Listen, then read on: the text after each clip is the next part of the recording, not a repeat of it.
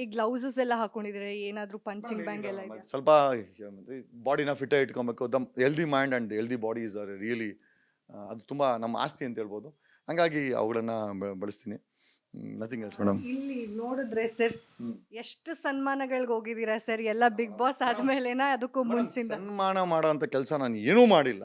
ಈಗ ಮಾಡಬೇಕಾದ್ರೆ C M ಆದಮೇಲೆ ನಮ್ಮ ಜನಗಳ ಮನಸ್ಸಲ್ಲಿ ಇವಾಗ ನಿಮ್ಮ ಮುಖದಲ್ಲಿ ನಗು ಬಂದರೆ, ಅವ್ರ ಮುಖದಲ್ಲಿ ನಗು ಬಂದರೆ, 6 ಕೋಟಿ ಕನ್ನಡಿಗರ ಮುಖದಲ್ಲಿ ನಗು ಬಂದರೆ ಆವತ್ತು ಸನ್ಮಾನ ಮಾಡೋಕ್ಕೆ ನಾನು ಸಿ ಎಮ್ ಆಗಿ ಯೋಗ್ಯನೇ ಹೊರತು ಖಂಡಿತವಾಗಿ ಈ ಸನ್ಮಾನಕ್ಕೆ ನಾನು ಯೋಗ್ಯನಲ್ಲ ಅಂತ ನನಗೆ ಅನಿಸುತ್ತೆ. ಬಟ್ ಜನ ಪ್ರೀತಿಯಿಂದ ಕೊಡ್ತಾರೆ. ಆಮೇಲೆ ಸನ್ಮಾನ ಮಾಡೋಂಥ ಕೆಲಸ ಏನೂ ಮಾಡಿಲ್ಲ ಮೇಡಮ್. ಉಧಮ್ ಸಿಂಗು ಲಂಡನ್ನಲ್ಲಿ ಹೋಗಿ ಜನರಲ್ ಡಯರ್ನ ಕೊಂದಾಕ್ತಾನೆ. ಉಧಮ್ ಸಿಂಗ್ನ ಸನ್ಮಾನ ಮಾಡೋಣ? ಚಂದ್ರಶೇಖರ್ ಆಜಾದ್ ಗುಂಡಾಕ್ಸ್ಕೊಂತಾರೆ, ಗಾಂಧಿ ಎದೆ ಗುಂಡಾಕ್ಸ್ಕೊಂತಾರೆ, ನಮ್ಮ ಐರನ್ ಮ್ಯಾನ್ ಪಟೇಲ್ರು ಇವ್ರಿಗೆ ಸನ್ಮಾನ ಮಾಡೋಕ್ಕೆ. Ambedkar father of the nation, Basavanna 12ನೇ ಶತಮಾನದಲ್ಲಿ ನಮಗೆ ದೇಶದ ಸಂವಿಧಾನ ಇವತ್ತು ಈಕ್ವಾಲಿಟಿ ಬಿಫೋರ್ ಲಾ ಅಂತ ಒಂದೇ ಸಂವಿಧಾನದ ಮುಂದೆ ಎಲ್ಲರೂ ಒಂದೇ ಅಂತೀವಿ. ಬಸವಣ್ಣನವರು 12ನೇ ಶತಮಾನದಲ್ಲಿ ಈ ನಮ್ಮ ಸಂವಿಧಾನದ ಪೀಠಿಕೆಯನ್ನು ಆಡಿದ್ರು. ಬಸವಣ್ಣವ್ರಿಗೆ ಸನ್ಮಾನ ಮಾಡೋಣ?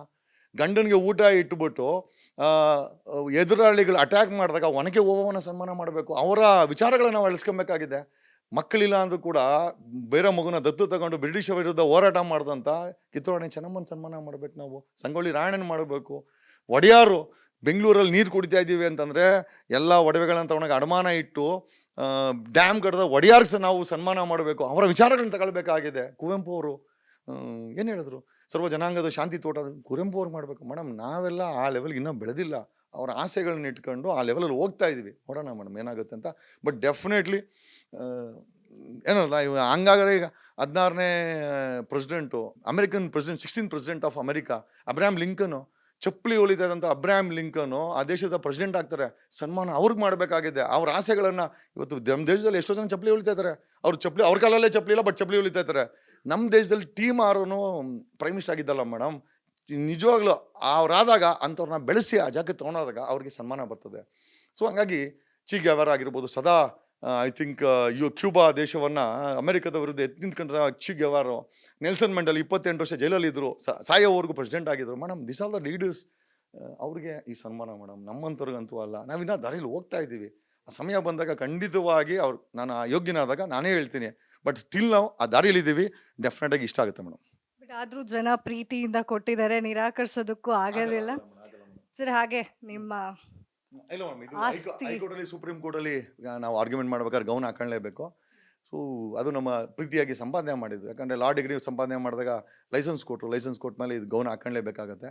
ನನಗೆ ತುಂಬ ಅಚ್ಚುಮೆಚ್ಚಿನ ಉಡುಗೆ ಅಂತಂದರೆ it's my blazer and my gown. ಅದನ್ನು ನಾನು ಸಂಪಾದನೆ ಮಾಡಿದ್ದು. ದುಡ್ಡು ಸಂಪಾದನೆ ಮಾಡಿದ್ರೆ ಕಳೆದೋಗ್ಬಿಡುತ್ತೆ, ಬಟ್ ಈ ಗೌರವ ಯಾವತ್ತೂ ಹೋಗಿಲ್ಲ.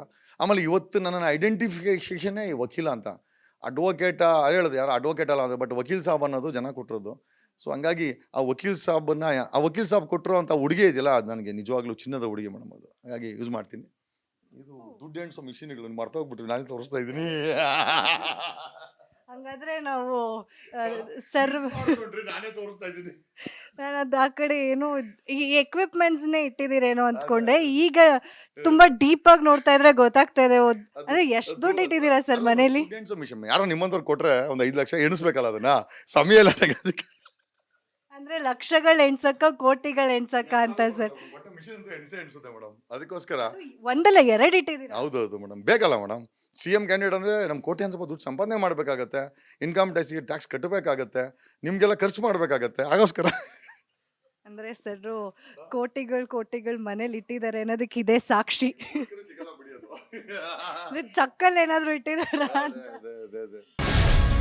ಗ್ಯಾರಂಟಿ ನ್ಯೂಸ್, ಸುದ್ದಿ ಖಚಿತ, ನ್ಯಾಯ ನಿಶ್ಚಿತ.